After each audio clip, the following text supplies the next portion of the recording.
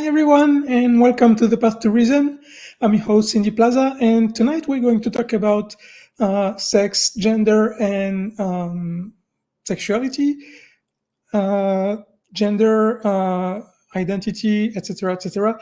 I've had a lot of questions recently, and I had an answer for some of them, and I decided to make a video dedicated to this so that I might be able to refer to it at a later time.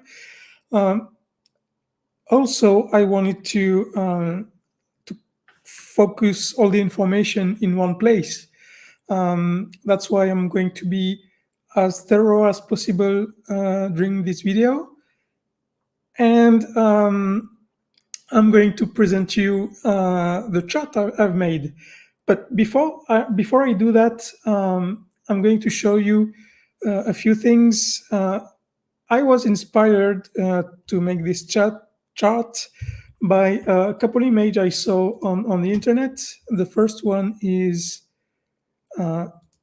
this one, the gender unicorn. You probably heard about it already.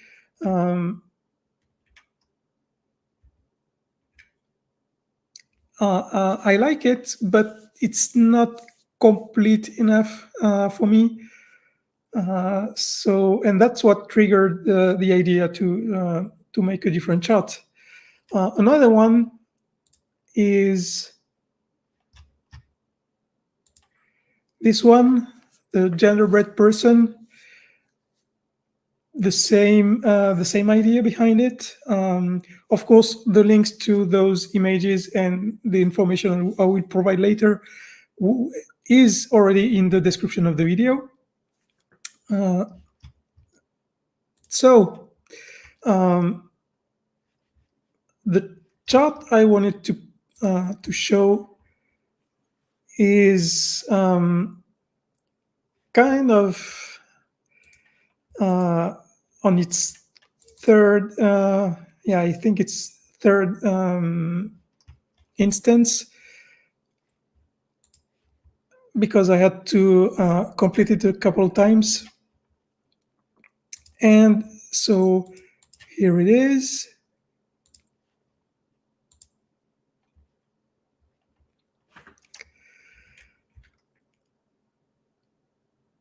So first of all, it's important to understand that this chart is descriptive, not prescriptive. It doesn't say this is how things should be, or this is how I or we would like things to be. This is descriptive. It's a description of how reality is. So let's start with who you are. And for this, I have two different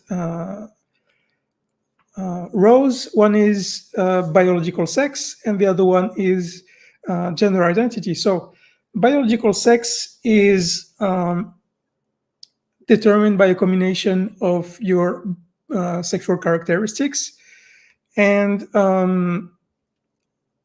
usually we divide it between male and female, but there are around 4% of the population, which is as much as there are red hair people, who are between the two, because nature is messy. Nature doesn't know how to work properly all the time.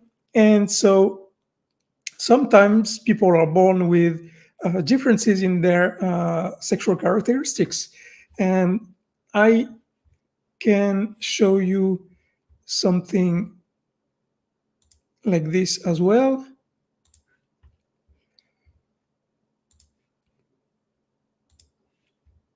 Because it's important to understand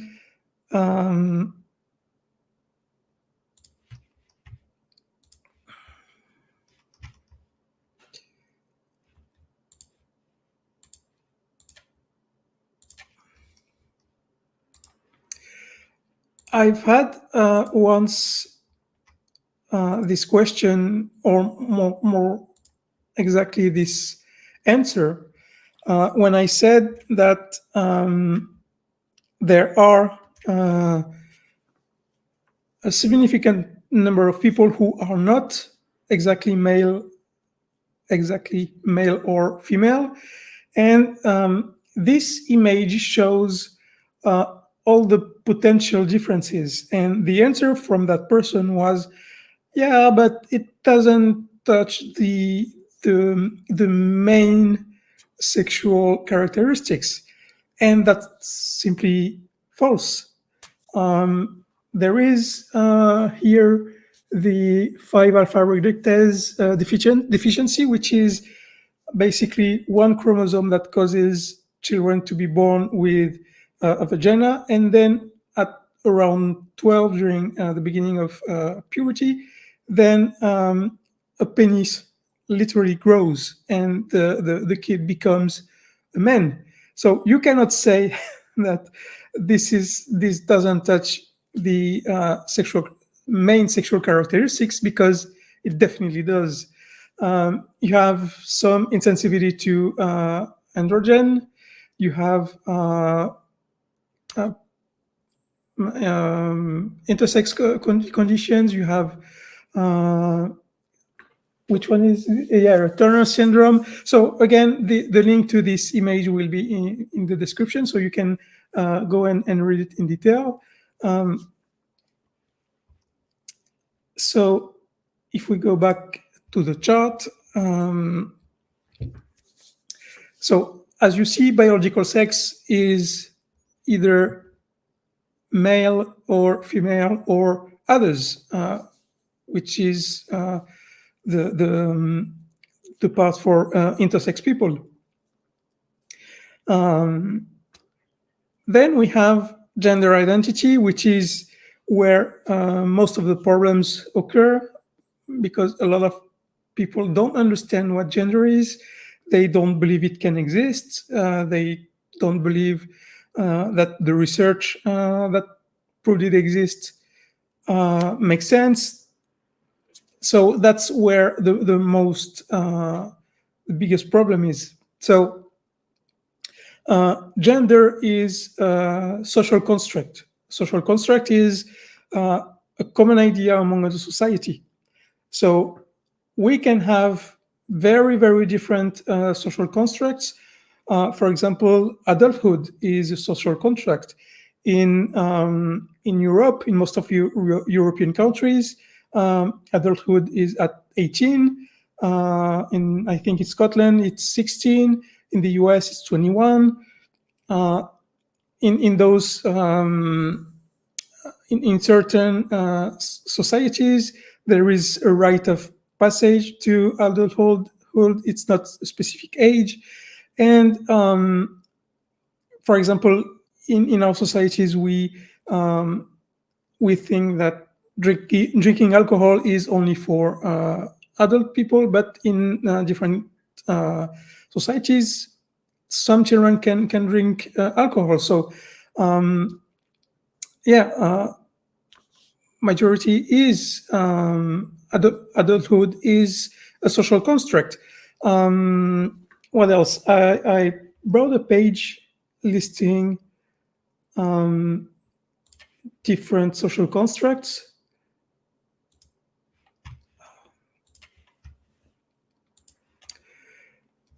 So marriage is a social construct because it doesn't mean the same thing for different people. There are cases of arranged marriage where the bride, the future bride, doesn't have any say in who she's going to marry. In some countries, we think that you cannot be married until a certain age. For example, in France, it's 16. In some states in the US, it's 12, and that's why there are still child who are married during in those states. Money is a social construct as well. Religion is one. Time also. So all these are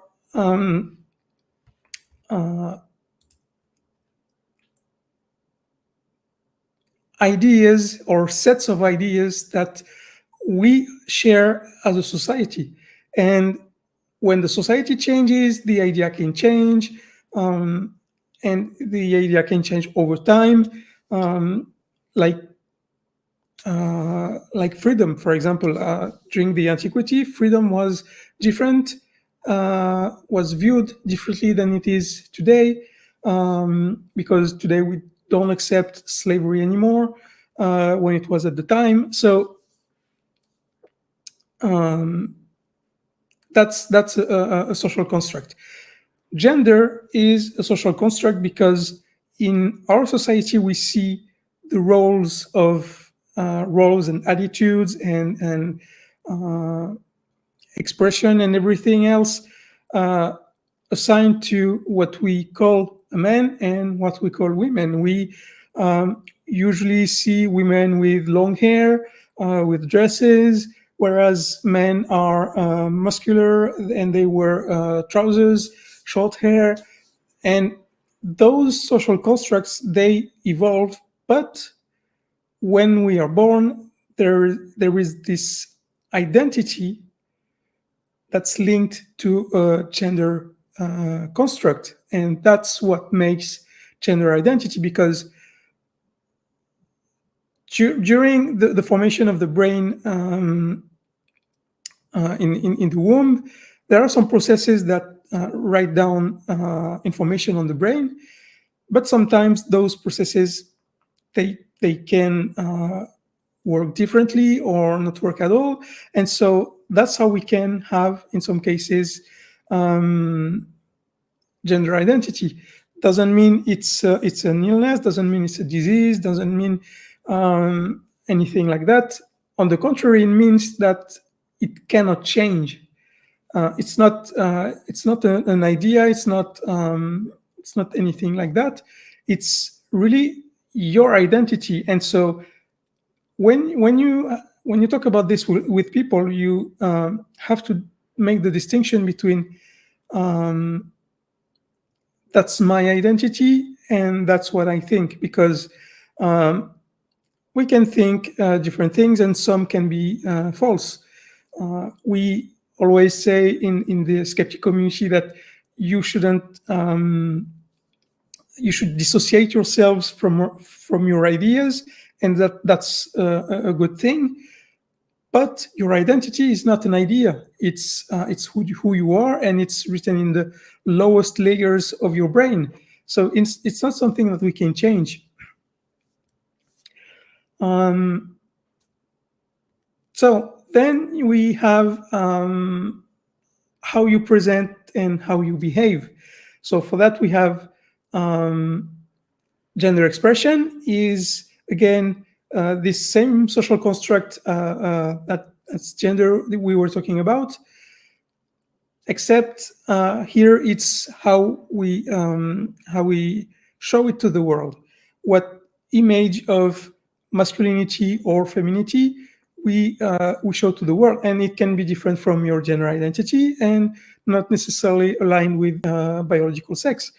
So again, you can and we've seen it recently, you can be a biological male, have a gender identity male, but somehow at some time, at some point of your life, want to express a feminine side of you and maybe wear a dress or high heels or anything like that.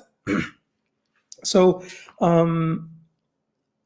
gender expression is all this. You can want to express the social construct of male, or the social construct of female, or something in between.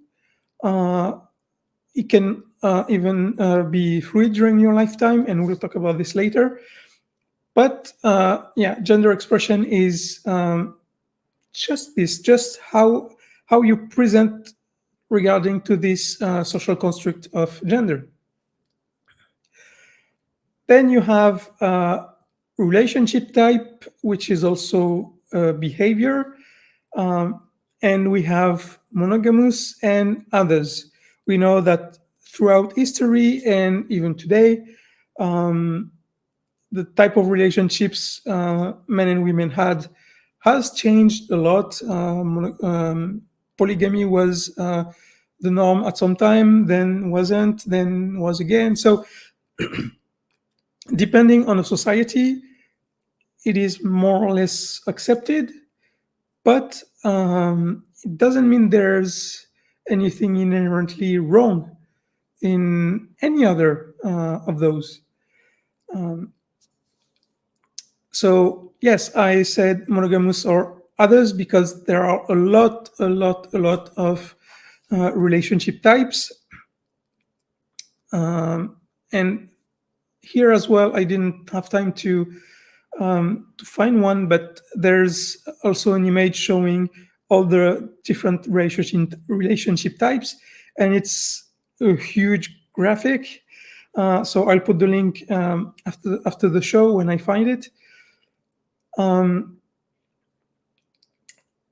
Then I'm going to leave sexual behavior for later and go to who you are attracted to, which is romantic attraction and sexual attraction. Again, those two are divided because they're not necessarily aligned.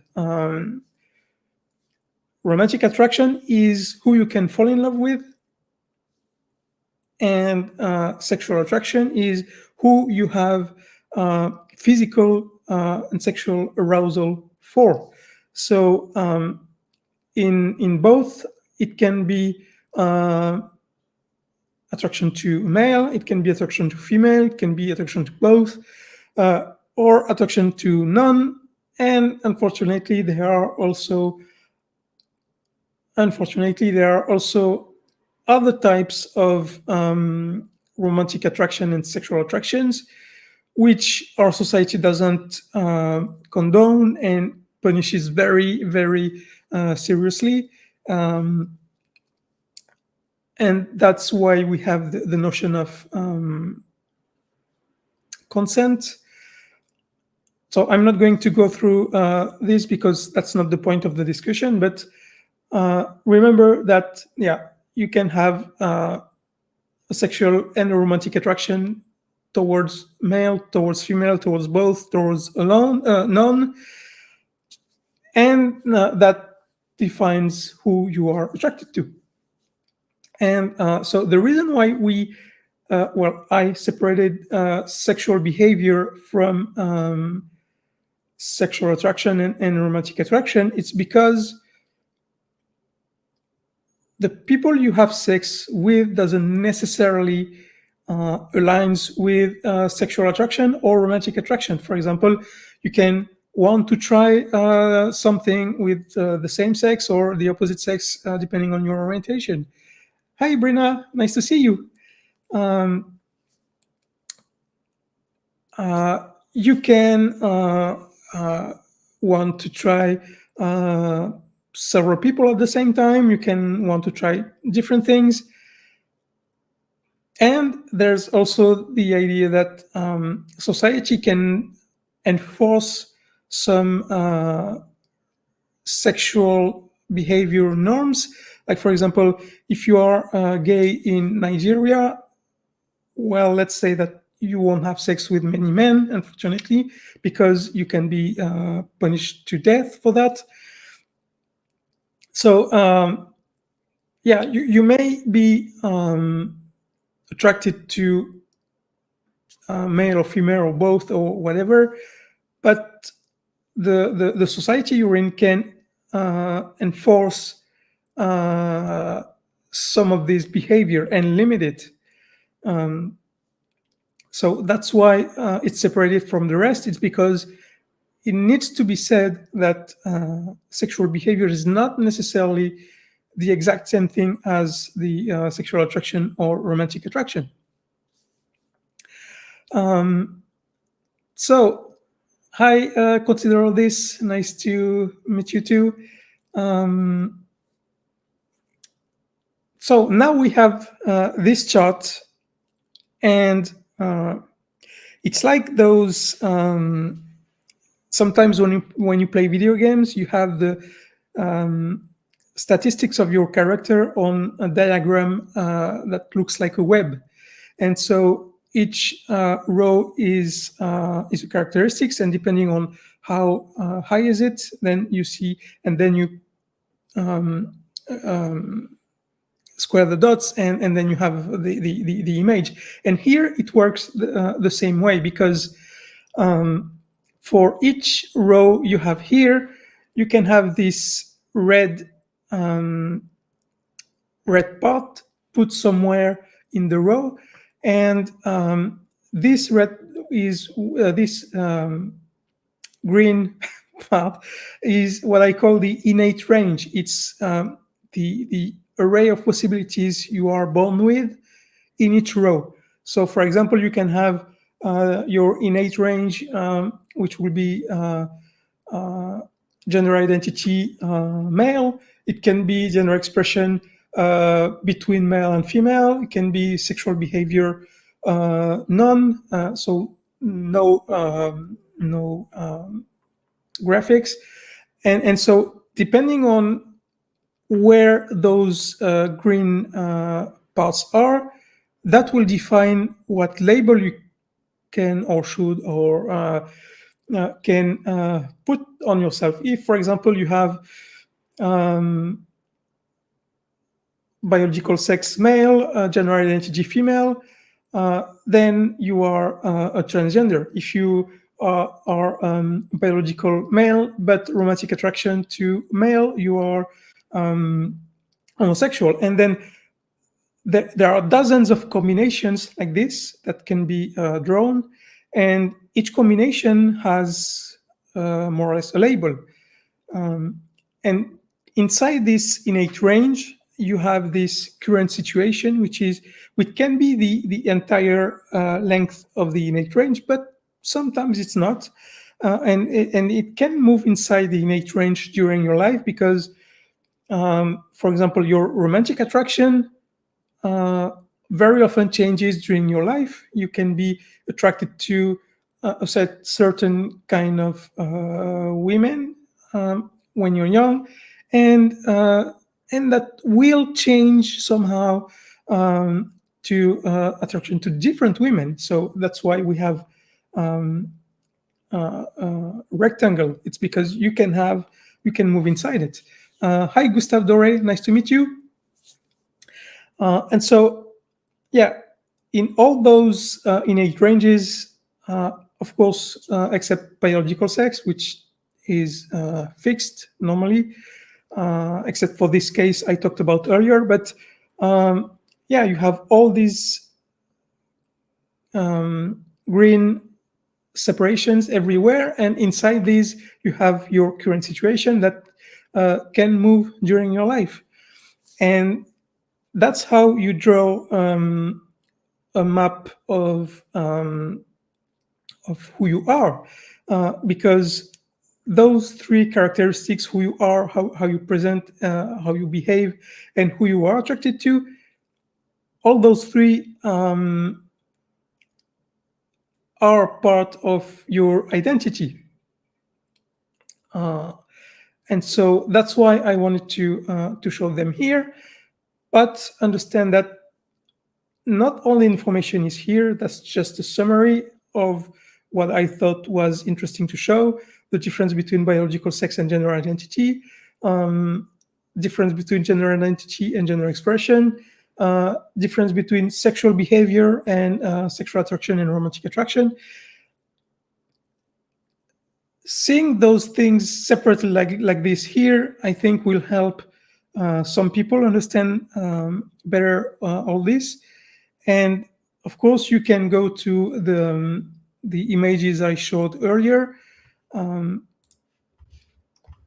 So the gender unicorn, which present things in a different way. You can look at the genderbread person, which again is different. You can, so that's complementary information for biological sex. And you have here ideas for social constructs. So, if you have any question, don't hesitate to ask them in the chat. I don't know about the Kinsey scale. Let me look into it.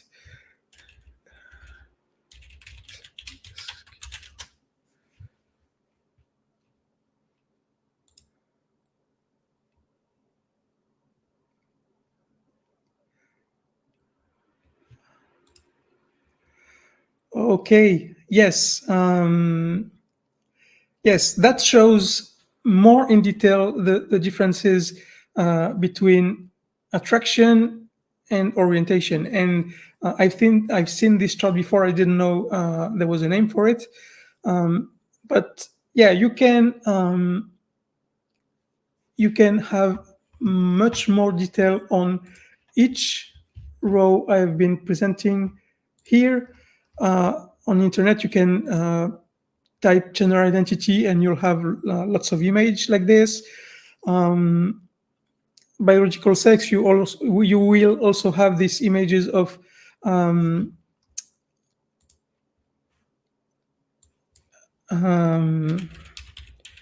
this bimodal distribution.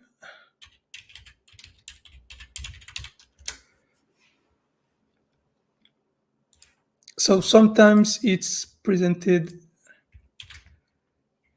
like this. Let me show you.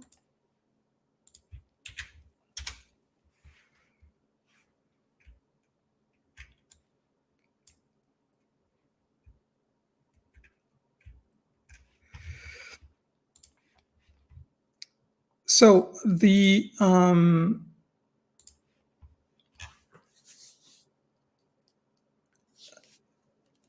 minus 0.1.5 to 1.5, that's the distribution of sexual characteristics, and frequency is obviously the number of person concerned. And you see that it's not like those building you see sometimes in charts. It's more bimodal. It's not binary. And don't let anyone tell you that it's not. It's just limited to some strange cases. Intersex people represent around 4% of the population, roughly the same population as red hair people. But more importantly, very often we have this response, yeah, but they're just an exception. Yes, that's true. You can make a case to say that 4% of the population is an exception. But that doesn't mean that they don't exist. These people do exist, and we need to acknowledge their existence, because when there have been studies like showing that representation during childhood is important for adulthood development. So if the category of person you are is shown nowhere, if you see nowhere around you someone that you can identify with, then it adds some loneliness to the person. It adds some risks linked to this. And so it's important to not only to have a label to say, okay, you exist and you are called like this, but also it's important to acknowledge that they exist, and then the step after this is to say, okay, we're going to show more of these people because they do exist.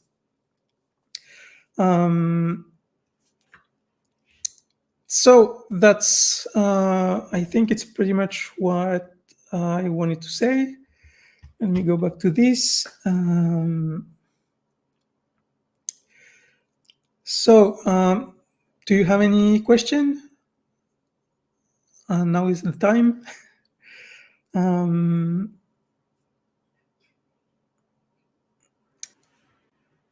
Yeah, sexual behavior, you have others or none, because there are some people who are asexual, who don't have sex with anyone. And that's different from having romantic attraction for no one. That's why we have both sexual behavior and romantic attraction separated. Uh, Interesting question, Gustave Doré. Let me show it. So 4% is an estimation. So I assume that the part of uncertainty you are talking about,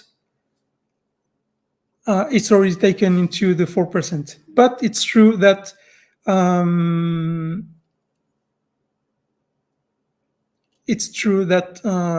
there can be more because we don't know any genetic mutation, for example, that could make things different, and we wouldn't know it until we genetically test the person. It's true that usually we see those issues when they are physically visible, and that brings us to the topic of what happens when a child is born into sex.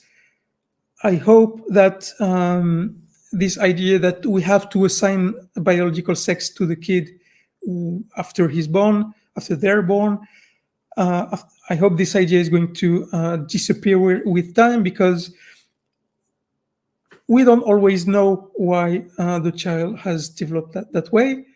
And so it's irresponsible and dangerous and stupid to make finite decisions on this without knowing all the facts. So we should leave the situation as it is and see how it evolves. Yes, mutation is the engine of evolution. Yes, it is.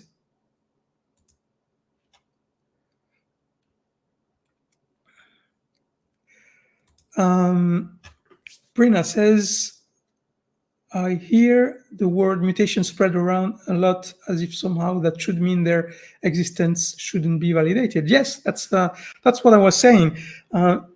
Just because you are born different, whatever the cause that may be, that doesn't mean that, first of all, that doesn't mean that you are alone, because even 1 in a billion mutation means that there will be 7 people like you, statistically. So first, you probably are not alone in this situation, but also you need to be able to identify who you are and who you want to be with those labels if you feel that you need them, but also you need to be acknowledged and recognized as such. And we've talked about this several times. Humans are lazy thinkers.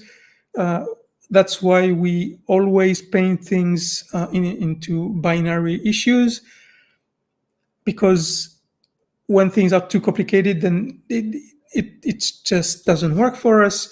And so it's hard for us to believe that and to accept that there are not only two sexes. And I'm talking about biological sex here. So yes, we need to do a better job at this. From my understanding, there's definitely more intersex people in existence, as it's not always physically apparent or known early in life. Yes, that's exactly what I was saying. Yes, that's what I said, Gustave Doré. It's same number of red-headed people on the planet and green-eyed as well, that I didn't know. Yes,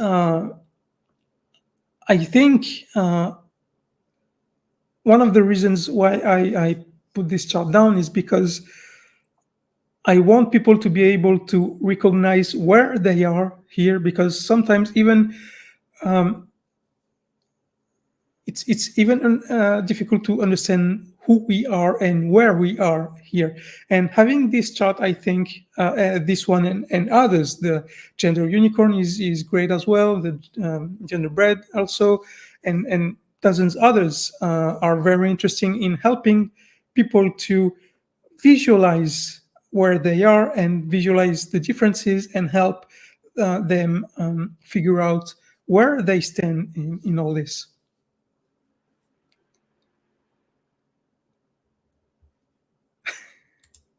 Yes, yes, it's definitely true. We are lazy thinkers. Um, and thanks, Gustav, for this information. So, any other question? I know that some of you started watching late, and so you might be behind in terms of viewership. But yeah, I think I've said everything I wanted to say on this topic. But yeah, the most important is acknowledge people's existence, acknowledge their difference, and the fact that they're different doesn't mean that we shouldn't disregard their existence and just like we put the dust under the rug to avoid having to see it, because that never works. It can maybe work for a generation of two or two, and unless you have a force that tries to indoctrinate people into believing that some of those things don't exist, and we sure have had our fair share of this with Christianity imposing its way of thinking for 1500 years. But yes, it's also interesting to understand that if it weren't for Christianity, we wouldn't need this, because the Greeks, the Romans before that, especially the Greeks, they didn't care about gender identity, they didn't care about sexual behavior or sexual attraction. Gender expression was maybe a bit more normative, but only with Christianity's sword we were forced to think into there are only two sexes and that's all. So yeah, I think and I hope that this will help some people. I hope if you need it, I'm going to sign it first, and then I will spread it. If you need it, just send me a message on Facebook. You have my links to.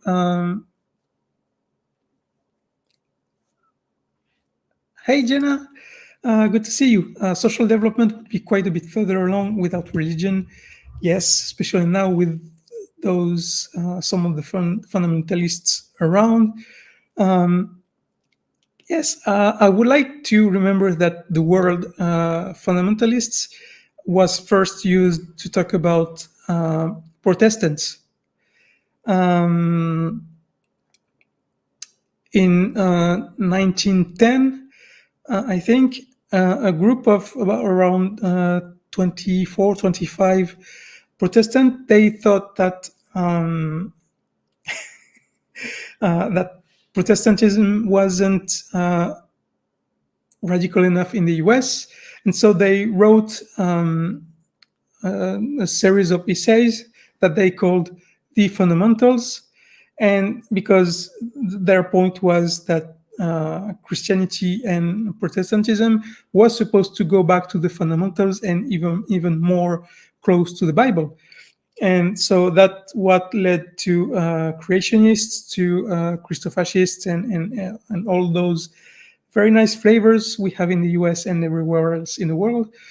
But yeah, it's I know that in Europe this word is very often associated with Muslims, but it's important to remember that it was created by and for Christians.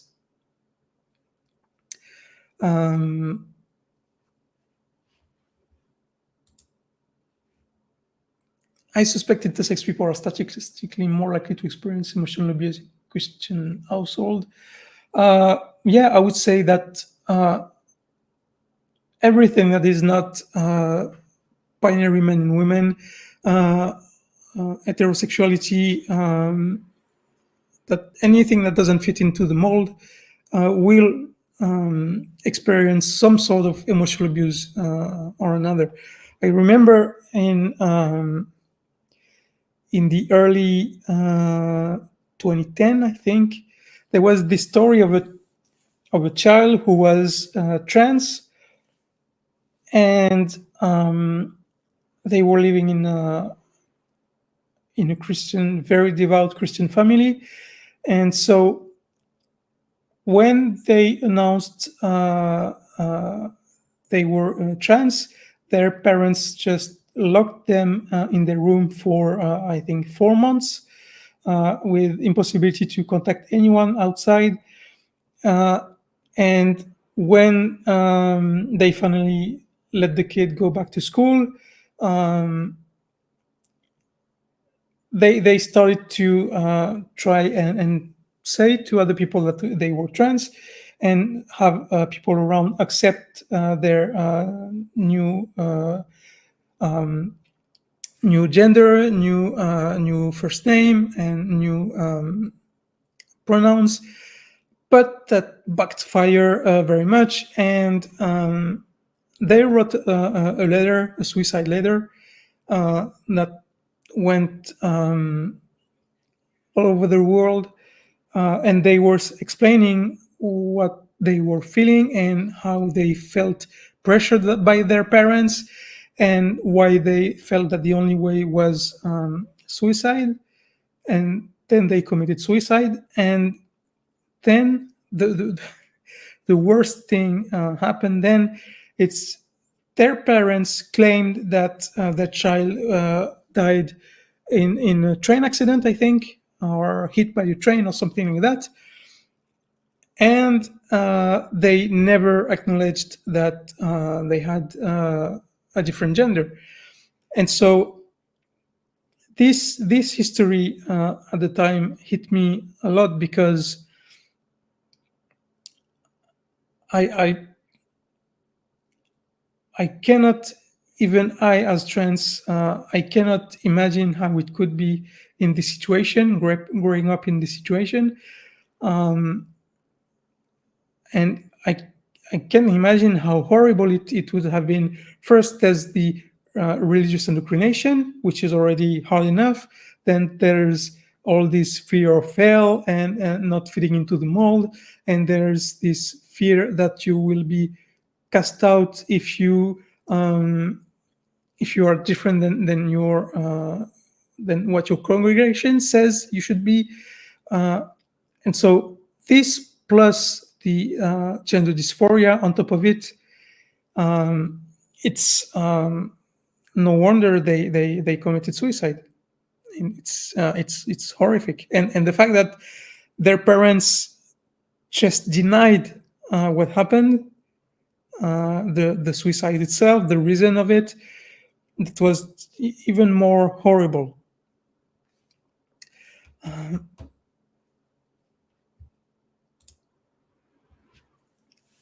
Fundamentalist Protestant movements are an interesting topic. I'm trying to start writing, studying my uni about quiverful movement and violent inside family. I don't know what quiverful movement is. Can you describe it in a few words, Gustav, please? Thanks. Consider all this. See you next time. I'm glad you liked it. Yes, regarding what I was talking about, suicide, I just want to put something inside here that is not on the menu, that wasn't, it's not the topic at all, but I just wanted to add this because that happened to me today. When you have someone who is having a very, very bad time and mentions or talks about suicide, never, ever, ever tell them Yeah, that's not the solution, because that's probably the worst thing you could say. It's Yeah, no, suicide is not the solution. Yeah, we know it's not a solution. It's just because I don't find a solution that I'm going to I'm going for this option. But yeah, I know it's not a solution, and saying like this, it's just so demeaning and so frustrating. So just free advice for me today: um, never say that to anyone who talks about suicide, because that's just make things worse. So queer fool is person that believe in not. Oh, and okay, I see that. um, they are.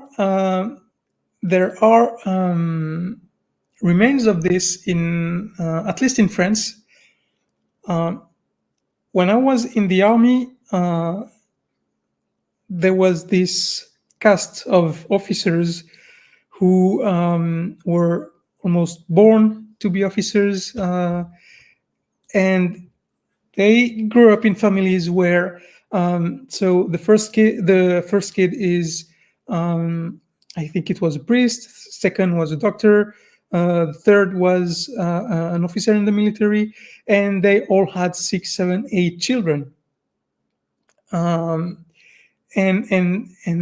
when you saw the kids from these officers, they were all dressed the same. The young girls, uh, dress, a red ribbon in their hair, and the boys had those very long socks almost until the knees, and the shorts even in the winter. I look at this city I'm typing in into the chat.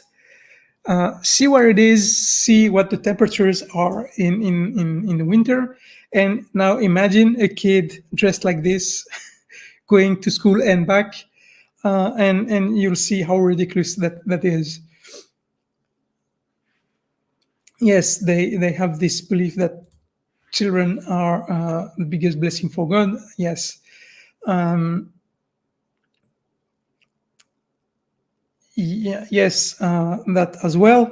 And I think there's also this idea that if you want to spread your religion, you need to have more kids than other religions.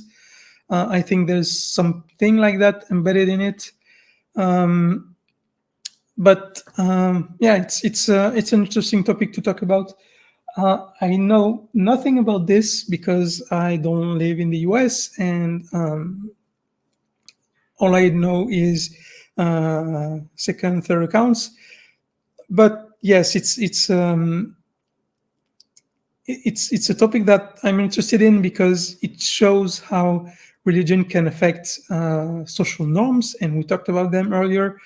Social constructs, religion is one, and it influences other social constructs, and I think that's interesting.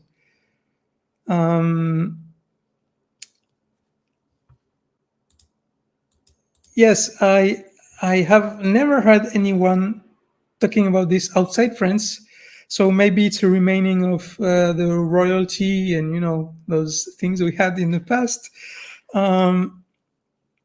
But yeah, there is definitely something like this in the more conservative families who are used to be classed as upper class families. Then they have those traditions, but again, it's very few compared to the rest of the population. Oh, yeah, you're talking about this. Yes, there's yeah, I think there's a lot of factors, but those Gustave Doré gave are probably the most important ones.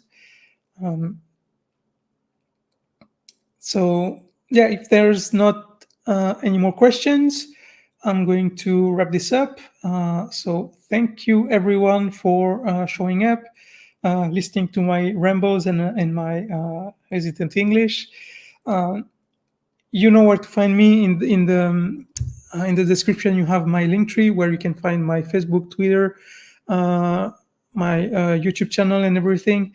There's also my Amazon wishlist in case you want to help my channel.